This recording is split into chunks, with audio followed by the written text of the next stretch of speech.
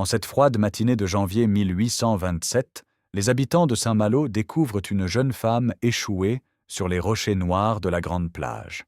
Elle respire encore, mais personne ne la reconnaît. Sa robe de soie brodée d'or suggère une origine noble. Pourtant, aucun navire n'a fait naufrage récemment. Le docteur Leblanc, médecin de la ville, l'examine et estime son âge à 25 ans tout au plus. Quand elle reprend conscience 3 jours plus tard, elle ne se souvient que de son prénom, Adèle. Pas de nom de famille, pas de souvenir de sa provenance. Le maire décide de l'installer temporairement chez Madame Dubois, veuve qui tient une pension de famille près du port. Adèle possède des connaissances étonnantes. Elle parle couramment le latin, l'italien et l'anglais. Elle connaît des techniques de broderie complexes que même les artisanes les plus expérimentées n'ont jamais vues. Plus troublante encore, elle mentionne parfois des événements historiques avec une précision déconcertante, comme si elle y avait assisté personnellement. Le docteur Leblanc remarque autre chose d'inhabituel lors de ses visites médicales. La peau d'Adèle ne présente aucune cicatrice, aucun grain de beauté, aucune imperfection. Ses mains sont douces comme celles d'une enfant, sans aucune trace de travail manuel. Même ses cheveux semblent en pousser plus lentement que la normale. Adèle s'adapte rapidement à sa nouvelle vie. Elle aide Madame Dubois à tenir la pension et se révèle d'une efficacité remarquable. Les pensionnaires apprécient sa conversation cultivée et ses talents culinaires.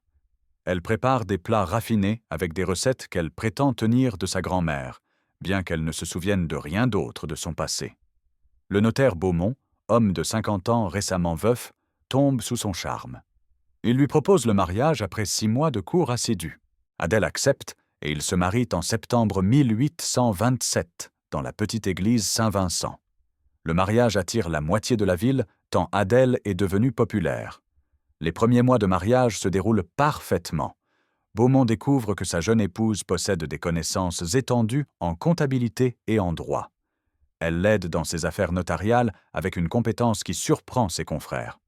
Adèle semble connaître instinctivement les subtilités juridiques les plus complexes. En 1828, elle donne naissance à une fille qu'il prénomme Marie.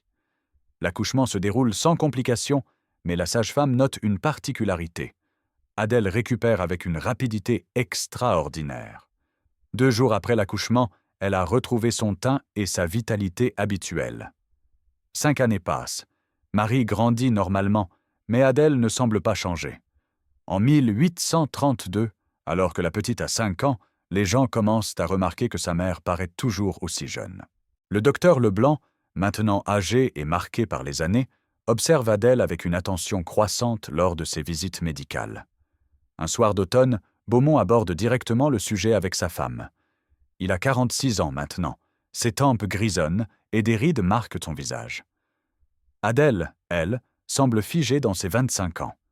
Quand il lui demande des explications, elle répond simplement qu'elle a toujours paru plus jeune que son âge. Les habitants de Saint-Malo commencent à chuchoter. Certains évoquent un pacte avec le diable, d'autres parlent de sorcellerie. Madame Guillot, la couturière, raconte à qui veut l'entendre qu'elle a vu Adèle se promener dans le cimetière à minuit, récitant d'étranges incantations. Le curé Moreau convoque Adèle pour un entretien. Il l'interroge sur ses pratiques religieuses et ses croyances. Adèle répond à toutes ces questions avec une érudition théologique impressionnante. Elle cite les évangiles en latin et discute de points de doctrine que seuls les érudits connaissent. Le curé ressort de cet entretien plus troublé qu'avant. En 1835, un événement change tout. Un marchand italien de passage reconnaît Adèle sur la place du marché. Il s'approche et l'appelle Signora Montfort. Adèle pâlit mais ne peut nier. L'homme explique qu'il l'a connue à Venise 20 ans plus tôt, quand elle était mariée au comte Alessandro Montfort. Cette révélation ébranle Beaumont. Si cet homme dit vrai, Adèle aurait aujourd'hui au moins 45 ans. Pourtant, elle en paraît toujours 25. Confrontée, Adèle finit par avouer une partie de la vérité. Elle se souvient effectivement de Venise, de son premier mariage et de sa fuite après la mort mystérieuse de son époux. Elle raconte qu'Alessandro Montfort était un alchimiste passionné par la recherche de l'immortalité. Dans son laboratoire secret, il expérimentait avec des substances rares et des formules anciennes. Un soir de 1807, il lui a fait boire un élixir de sa composition, prétendant que c'était un simple fortifiant. Quelques jours plus tard, Alessandro mourut dans d'atroces souffrances. Ses organes semblaient se dessécher de l'intérieur. Adèle, terrifiée et soupçonnée par la famille Montfort d'avoir empoisonné son mari, s'enfuit de Venise avec les bijoux et l'or qu'elle put emporter. Adèle révèle à Beaumont les 20 années qui ont précédé son arrivée à Saint-Malo. Après sa fuite de Venise, elle a erré à travers l'Europe, changeant d'identité régulièrement. Elle a bala vécu à Rome sous le nom d'Elena Rossi, puis à Madrid comme Carmen Delgado, et enfin à Londres sous l'identité de Margaret Smith. Partout, le même phénomène se reproduisait. Au bout de quelques années, les gens remarquaient qu'elle ne vieillissait pas. Elle devait alors partir précipitamment pour éviter les accusations de sorcellerie. À Rome, l'Inquisition avait commencé à s'intéresser à elle. À Madrid, des femmes jalouses l'avaient accusée d'avoir vendu son âme au diable. Londres fut différent. Elle y vécut 7 ans sous l'identité de Margaret Smith, gouvernante dans une riche famille bourgeoise. La grande ville offrait plus d'anonymat, et elle espérait pouvoir s'y établir définitivement. Mais en 1826, le maître de maison, Lord Pemberton, tenta de la séduire. Quand elle refusa ses avances, il la menaça de révéler son secret à la police. Adèle dut fuir encore une fois. Elle embarqua sur un navire marchand à destination de la France, espérant retrouver la paix dans son pays natal. Mais le navire essuya une terrible tempête au large des côtes bretonnes. Elle se souvient d'avoir été projetée par-dessus bord, puis plus rien jusqu'à son réveil à Saint-Malo. Le docteur Leblanc, maintenant convaincu que quelque chose d'extraordinaire se cache derrière l'apparence d'Adèle, décide de mener une étude approfondie. Avec l'accord réticent de Beaumont, il examine Adèle de manière systématique pendant plusieurs mois. Ses observations défient toute logique médicale. Le pouls d'Adèle bat plus lentement que la normale, environ 40 battements par minute au lieu de 70. Sa température corporelle est constamment inférieure de 2 degrés à la moyenne. Plus étonnant encore, ses cheveux et ses ongles poussent 3 fois moins vite que chez un être humain normal. Le docteur prélève discrètement quelques cheveux pour les examiner au microscope. La structure est identique à celle d'un cheveu humain normal, mais les cellules semblent figées dans un état de conservation parfait. Il observe le même phénomène avec des échantillons de peau prélevés lors d'une petite coupure accidentelle. Leblanc partage ses découvertes avec le docteur Rousseau, médecin de Rennes et ancien condisciple de l'école de médecine de Paris. Rousseau se déplace pour examiner Adèle. Les deux hommes établissent un protocole d'observation rigoureux. Ils mesurent sa taille, son poids, examinent sa dentition, testent sa force physique et sa résistance. Les deux médecins tentent de comprendre la nature de l'élixir qu'Alessandro Montfort avait fait boire à Adèle. Ils interrogent discrètement des apothicaires et des chimistes de la région. Le docteur Rousseau correspond avec des confrères parisiens versés dans l'alchimie ancienne. Leurs recherches les mènent vers les travaux de Nicolas Flamel et d'autres alchimistes médiévaux. Ils découvrent des références à des substances capables de ralentir le vieillissement, mais aucune formule précise n'a survécu. La plupart des textes alchimiques utilisent un langage codé difficile à déchiffrer. Adèle, de son côté, tente de se souvenir des détails du laboratoire de son défunt mari. Elle se rappelle des fioles contenant des poudres de couleurs étranges, des alambics complexes et des manuscrits rédigés en latin et en grec ancien. Alessandro possédait également des ouvrages arabes qu'il avait acquis lors d'un voyage en Orient. Elle se souvient particulièrement d'une substance rouge-orangée que son mari appelait la pierre de vie. Il prétendait l'avoir obtenue d'un moine byzantin qui affirmait détenir les secrets des premiers chrétiens. Cette substance entrait dans la composition de nombreuses préparations du comte. Marie, maintenant âgée de 10 ans en 1838, commence à poser des questions gênantes. Elle remarque que sa mère paraît plus jeune que les autres femmes de son âge. Les enfants de l'école se moquent d'elle en disant que sa mère est une sorcière. Ces moqueries affectent profondément la fillette. Beaumont vieillit normalement et l'écart d'âge apparent avec sa femme devient de plus en plus flagrant. À 53 ans, il paraît désormais 20 ans de plus qu'Adèle. Cette situation crée des tensions dans leur couple. Beaumont développe une jalousie maladive et soupçonne sa femme d'infidélité. Les relations sociales d'Adèle se détériorent progressivement. Les femmes de la bourgeoisie saint-maloise l'évitent ostensiblement.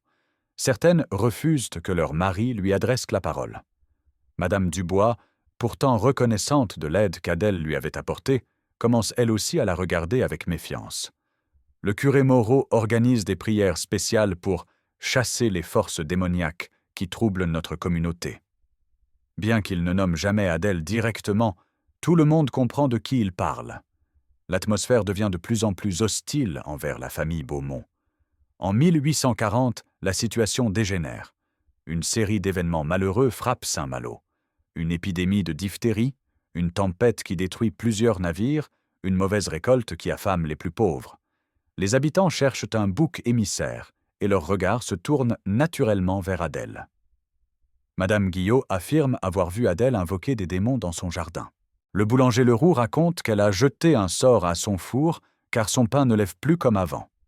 Ces accusations, aussi ridicules soient-elles, trouvent un écho favorable dans une population superstitieuse et inquiète. Un groupe de femmes, dirigé par Madame Morvan, épouse du maire, organise une pétition réclamant l'expulsion d'Adèle.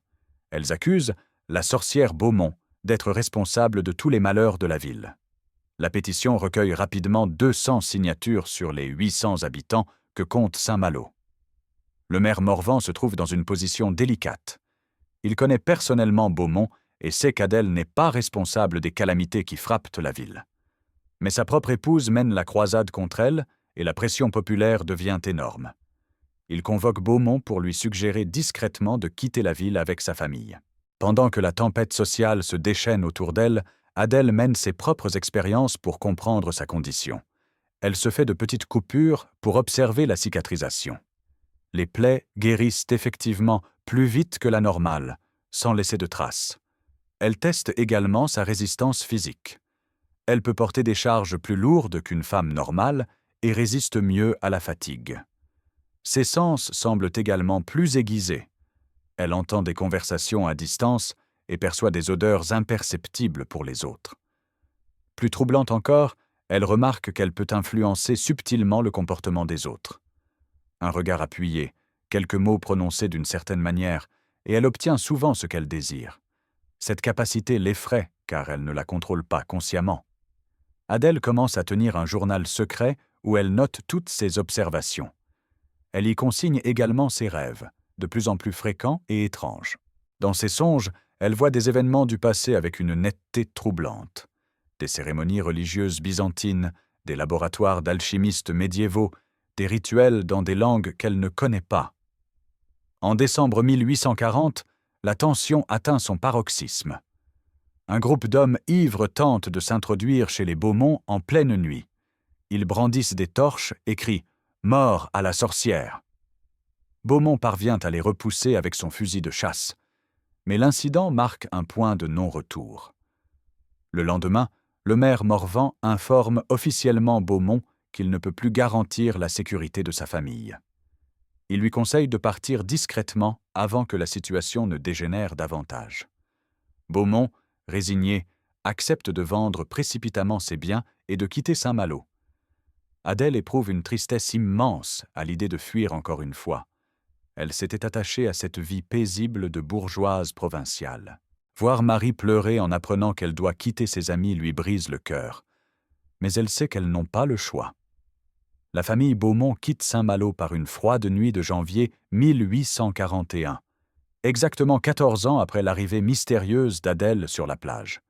Ils montent dans une diligence qui les emmène vers Nantes, première étape de leur exil.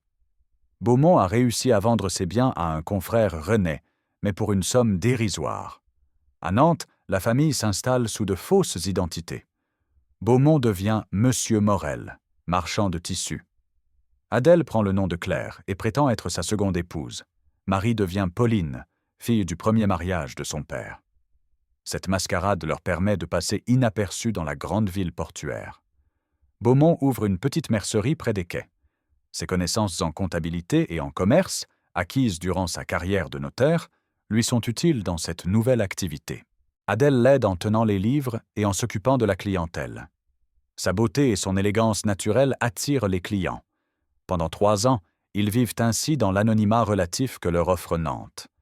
Marie s'adapte bien à sa nouvelle école et se fait rapidement des amis, mais Beaumont vieillit rapidement. Le stress de l'exil et la perte de sa position sociale l'affectent profondément. Ses cheveux blanchissent et sa santé se détériore. En 1844, l'inévitable se reproduit. Les voisins commencent à chuchoter au sujet de Claire Morel, qui ne semble pas vieillir. Une cliente habituelle fait remarquer qu'elle paraît plus jeune qu'il y a 3 ans. Adèle comprend que leur répit touche à sa fin. Beaumont tombe gravement malade à l'automne 1844. Le médecin diagnostique une maladie de cœur aggravée par les soucis et la fatigue. Alité pendant des semaines, il vieillit à vue d'œil tandis qu'Adèle conserve son apparence de jeune femme. Cette différence devient si frappante que même le médecin s'en étonne. Sur son lit de mort, Beaumont fait promettre à Adèle de protéger Marie coûte que coûte. Il lui remet une lettre cachetée destinée à sa fille, à ouvrir le jour de ses 18 ans. Dans cette lettre, il révèle toute la vérité sur l'identité de sa mère et lui explique pourquoi elles devront peut-être fuir encore. Beaumont meurt en janvier 1845, emportant avec lui tous les secrets qu'Adèle lui avait confiés. Ses derniers mots sont pour supplier sa femme de ne pas abandonner leur fille. Adèle lui promet de veiller sur Marie jusqu'à sa majorité, quoi qu'il arrive. Les obsèques de M. Morel attirent peu de monde. Le couple s'était volontairement tenu à l'écart de la société nantaise.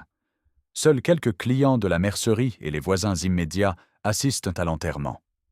Adèle, vêtue de noir, paraît plus jeune que jamais à côté du cercueil de son époux. Devenue veuve à 43 ans, mais en paraissant toujours 25, Adèle se consacre entièrement à l'éducation de Marie. Elle vend la mercerie et s'installe dans un appartement plus petit, mais mieux situé.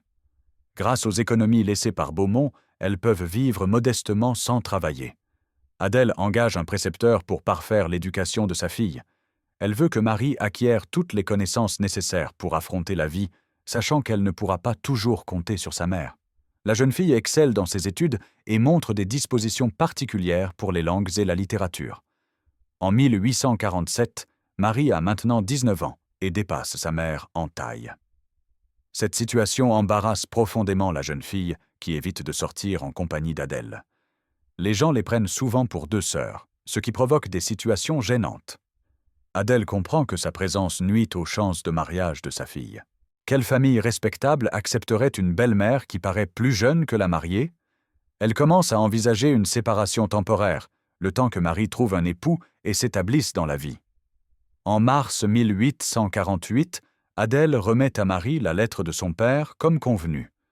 La révélation bouleverse la jeune femme qui pensait connaître l'histoire de sa famille. Apprendre que sa mère a déjà vécu plusieurs vies sous différentes identités la terrifie et la fascine à la fois. Marie interroge longuement Adèle sur son passé. Elle veut tout savoir. Venise, l'élixir, les différents exils, les persécutions.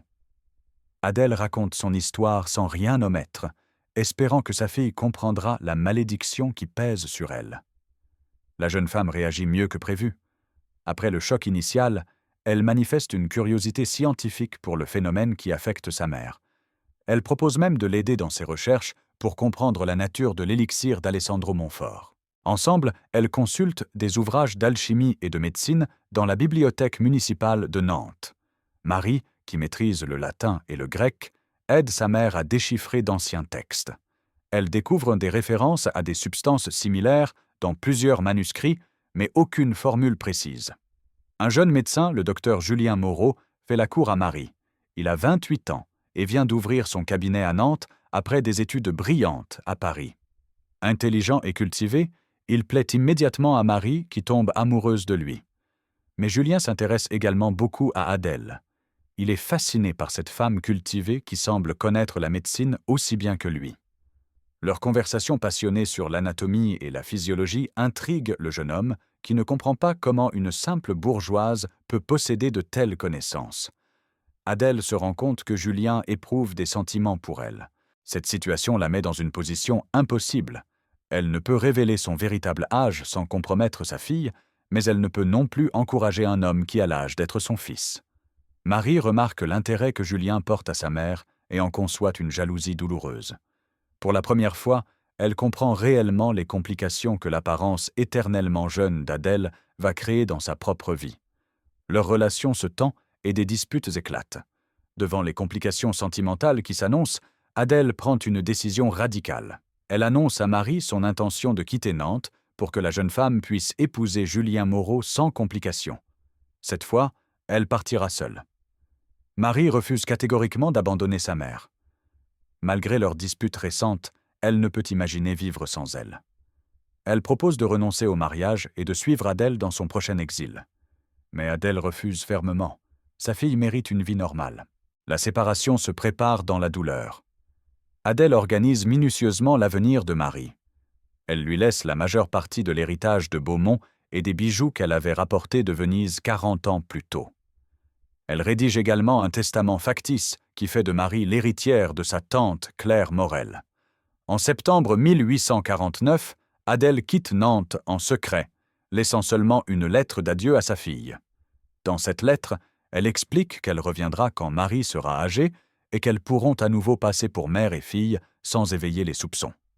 Adèle se dirige vers Lyon sous l'identité d'Élise Dubois, veuve sans enfant. Elle s'installe dans le quartier de la Croix-Rousse et trouve rapidement du travail comme gouvernante chez un riche industriel de la soie. Sa culture et ses manières raffinées impressionnent ses employeurs. Lyon, en pleine révolution industrielle, offre l'anonymat d'une grande ville. Adèle peut enfin vivre sans craindre constamment les regards suspicieux. Elle occupe ses soirées à étudier dans les bibliothèques et correspond secrètement avec Marie sous un nom d'emprunt. Les lettres de sa fille lui apportent des nouvelles rassurantes. Marie a épousé Julien Moreau en avril 1850 dans la plus stricte intimité. Le jeune médecin accepte l'histoire officielle selon laquelle la mère de sa femme est morte d'une maladie soudaine. Le couple s'installe dans une grande maison bourgeoise près du centre-ville. En 1851, Marie donne naissance à un fils qu'elle prénomme Paul. Adèle devient grand-mère à 64 ans tout en conservant l'apparence d'une femme de 25 ans. Cette situation l'émeut et la triste à la fois. Elle ne pourra jamais connaître son petit-fils. À Lyon, Adèle rencontre le professeur Alphonse Bertrand, chimiste renommé qui enseigne à la faculté. Intriguée par ses connaissances en alchimie ancienne, elle lui pose des questions indirectes sur la possibilité de ralentir le vieillissement. Bertrand évoque les travaux récents sur le métabolisme cellulaire. Le professeur explique que certaines substances pourraient théoriquement modifier le rythme de renouvellement des cellules. Il mentionne les travaux d'un confrère allemand qui étudie l'action de minéraux rares sur les tissus vivants. Ces recherches rappellent à Adèle les expériences de son premier mari. Encouragée par ces nouvelles théories scientifiques, Adèle décide de retourner à Venise pour retrouver le laboratoire d'Alessandro. Peut-être y trouvera-t-elle des indices sur la composition exacte de l'élixir qu'elle a bu il y a plus de 40 ans. Cette connaissance pourrait l'aider à comprendre sa condition et peut-être même à l'inverser. Elle prépare son voyage en secret, prétextant auprès de ses employeurs un héritage à régler dans sa famille. En réalité, elle a économisé suffisamment pour financer cette expédition périlleuse vers son passé. Le retour en Italie représente un risque énorme, car la famille Montfort pourrait encore la rechercher. En juin 1852, Adèle arrive à Venise après 25 ans d'absence. La ville a peu changé, mais elle ne reconnaît personne dans les rues. Elle loge dans une petite auberge près de Santa Lucia sous le nom de Francesca Romano, prétendant être une veuve française venue visiter les églises. Le palais Montfort existe toujours, mais il appartient maintenant à une famille de marchands allemands. Adèle apprend que la lignée des Montfort s'est éteinte en 1835 avec la mort du dernier héritier mâle. Personne ne se souvient plus du scandale de 1807 ni de la mystérieuse épouse qui avait disparu. Grâce à ses économies, Adèle parvient à soudoyer un domestique pour visiter discrètement l'ancien laboratoire d'Alessandro. La pièce a été transformée en débarras, mais elle retrouve quelques fioles et manuscrits cachés dans une niche murée. Parmi ces documents, un carnet de notes détaille la préparation de l'élixir de vie éternelle. La formule est complexe et nécessite des ingrédients rares, poudre d'or, mercure philosophal, essence de mandragore et surtout une substance appelée sang de dragon, probablement un minéral rouge provenant d'Orient. Alessandro avait noté que l'élixir devait être préparé sous certaines conditions astronomiques précises. De retour en France avec les précieux manuscrits, Adèle comprend qu'elle ne pourra jamais reproduire l'élixir d'Alessandro. Les ingrédients sont trop rares et les conditions de préparation trop complexes. Elle doit accepter sa condition d'immortelle apparente et apprendre à vivre avec cette malédiction. Elle s'installe définitivement à Paris sous l'identité d'Amélie Rousseau, institutrice. La capitale offre l'anonymat parfait pour une femme seule. Elle correspond toujours secrètement avec Marie, désormais mère de 3 enfants et épouse épanouie d'un médecin respecté. En 1865, à l'âge de 78 ans mais paraissant toujours 25 ans, Adèle assiste de loin aux obsèques de sa fille, morte d'une pneumonie. Cette perte la bouleverse, mais confirme ce qu'elle savait déjà. Elle est condamnée à voir mourir tous ceux qu'elle aime. Adèle Montfort continue sa vie éternelle, changeant d'identité tous les 10 ans pour éviter les soupçons. Elle a appris à accepter sa solitude et trouve du réconfort dans l'étude et l'enseignement. Ses nombreuses vies lui ont donné une sagesse unique sur la nature humaine et les cycles de l'histoire. En 1870, Adèle retrouve discrètement Paul Moreau, son petit-fils, devenu médecin comme son père. Il a maintenant 19 ans et ne soupçonne rien de l'existence de sa grand-mère. Elle se fait passer pour une ancienne amie de sa mère et lui rend visite sous prétexte de lui transmettre des souvenirs de famille. Paul ressemble étonnamment à Beaumont au même âge. Cette ressemblance trouble profondément Adèle, qui revoit son second époux dans les gestes et les expressions du jeune homme. Elle lui remet discrètement quelques bijoux ayant appartenu à Marie, prétendant que sa mère lui avait demandé de les lui donner. Le jeune médecin s'intéresse au récit que cette mystérieuse Madame Rousseau fait de sa mère. Il note soigneusement tous les détails qu'elle lui donne sur l'enfance de Marie et sa personnalité. Sans le savoir, il reconstitue ainsi l'histoire de sa famille grâce aux souvenirs de sa grand-mère immortelle. Adèle lui rend visite 3 fois seulement, espérant ne pas éveiller sa curiosité médicale. Elle redoute qu'un médecin ne remarque les particularités de son métabolisme. Lors de leur dernière rencontre, Paul lui fait remarquer qu'elle paraît bien jeune pour avoir connu sa mère dans leur jeunesse.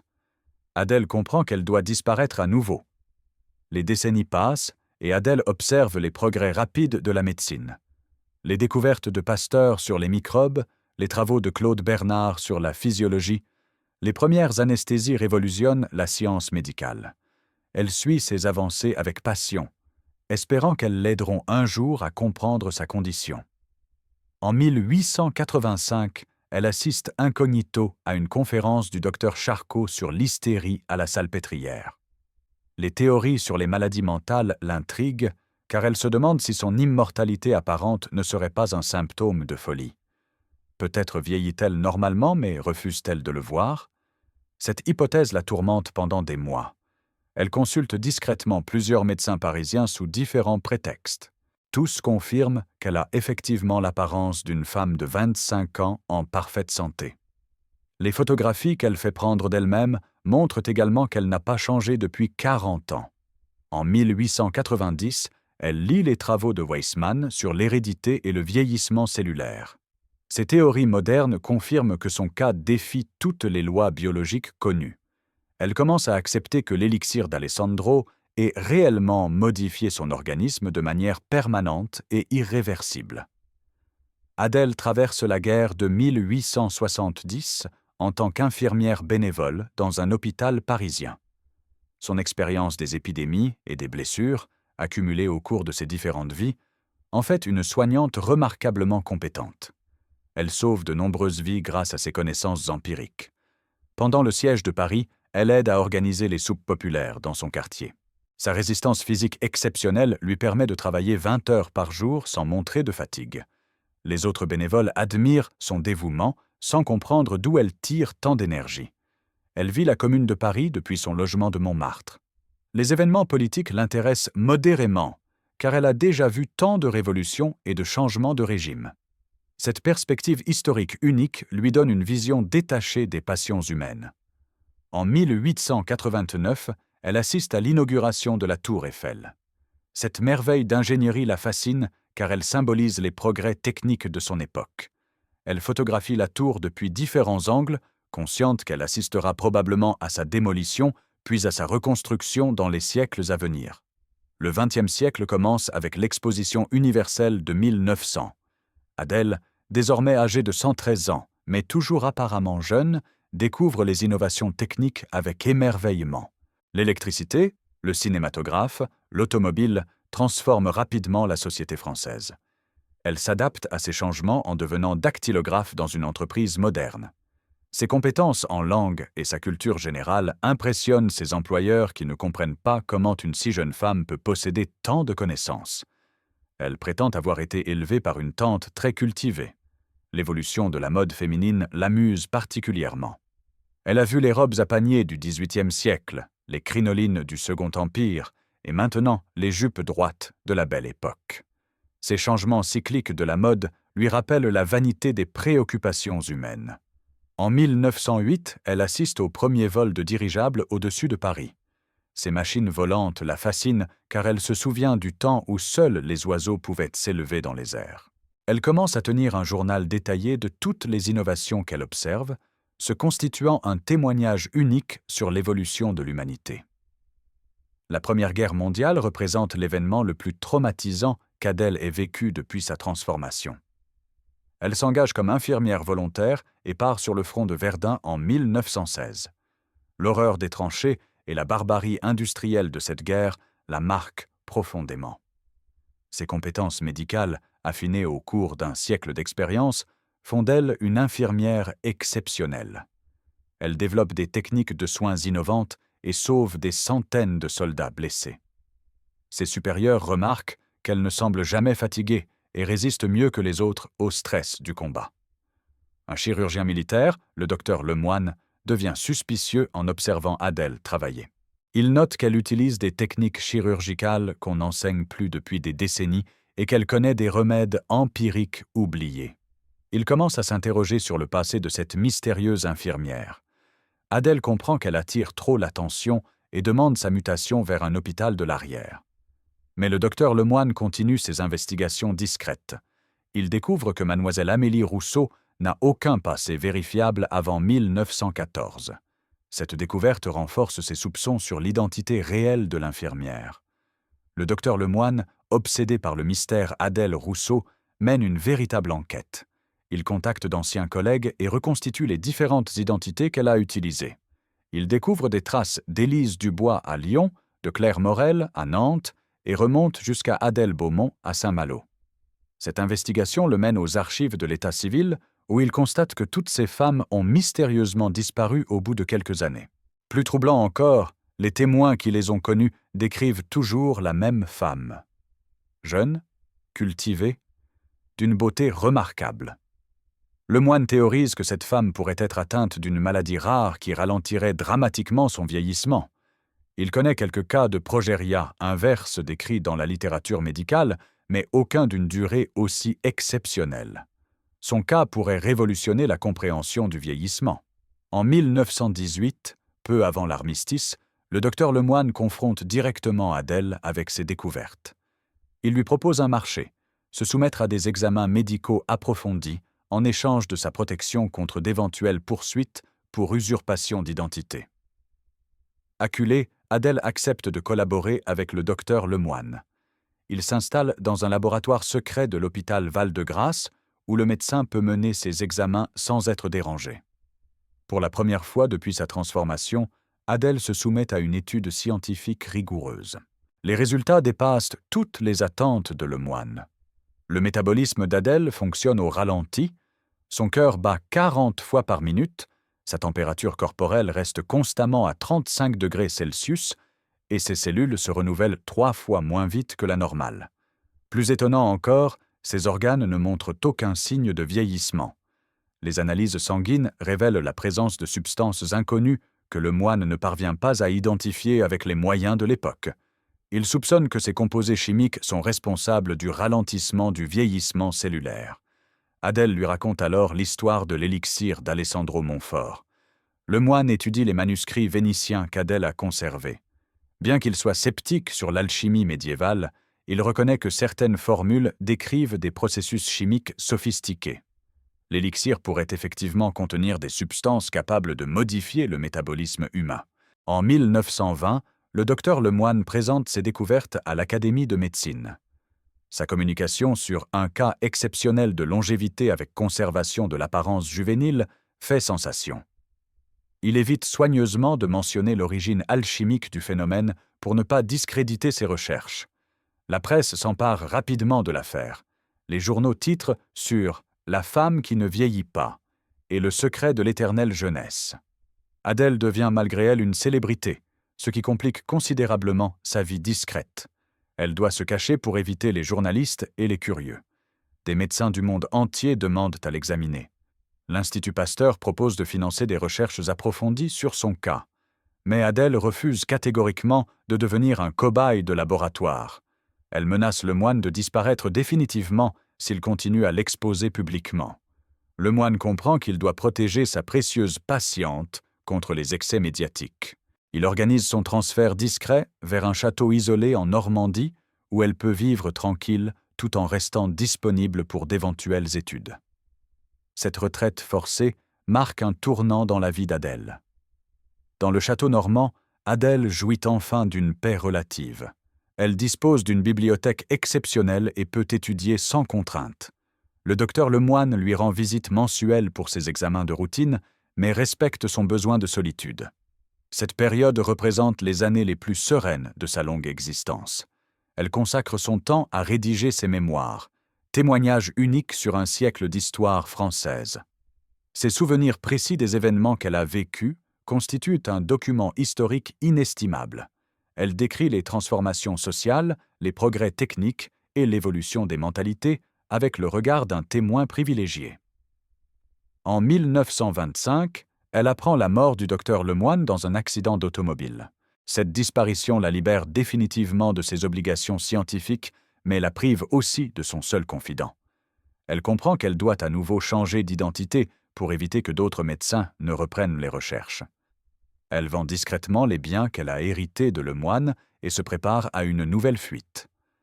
À 138 ans, elle commence à ressentir une lassitude profonde face à ces changements perpétuels. La perspective de recommencer indéfiniment la même mascarade l'épuise moralement. En 1930, installée à Bordeaux sous l'identité de Suzanne Martin, Adèle fait le bilan de sa longue existence. Elle a traversé plus d'un siècle d'histoire, vu naître et mourir 3 générations, assisté au plus grand bouleversement de l'humanité.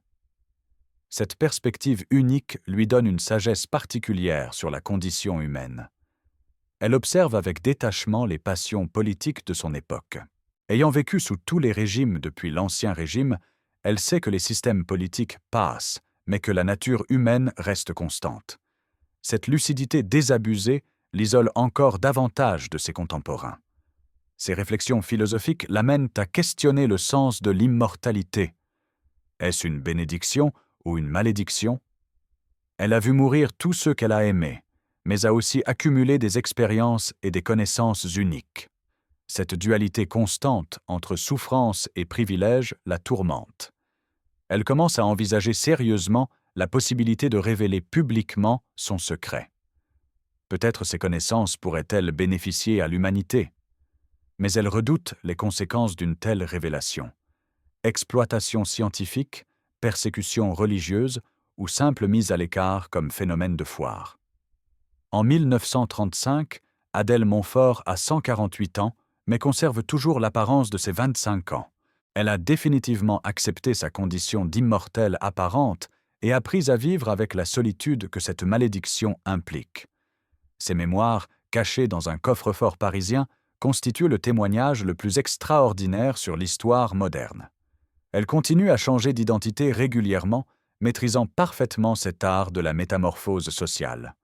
Son expérience lui permet d'anticiper les soupçons et d'éviter les complications. Elle a développé une méthode infaillible pour disparaître et renaître sous une nouvelle identité sans laisser de traces. Sa longévité exceptionnelle lui a donné une perspective unique sur les cycles de l'histoire humaine. Elle observe les mêmes erreurs se répéter génération après génération, les mêmes illusions renaître sans cesse. Cette lucidité la rend à la fois sage et mélancolique face à l'éternelle naïveté des hommes. L'élixir d'Alessandro Montfort a fait d'elle un témoin privilégié de l'évolution humaine, condamné à observer sans pouvoir vraiment participer. Son histoire illustre le prix terrible de l'immortalité. Voir passer les siècles en spectateur solitaire, accumulant les souvenirs d'un monde qui change autour d'une femme éternellement figée dans sa jeunesse. Adèle Montfort demeure ainsi le dernier secret d'une époque révolue, portant seul le poids d'une existence qui défie toutes les lois naturelles.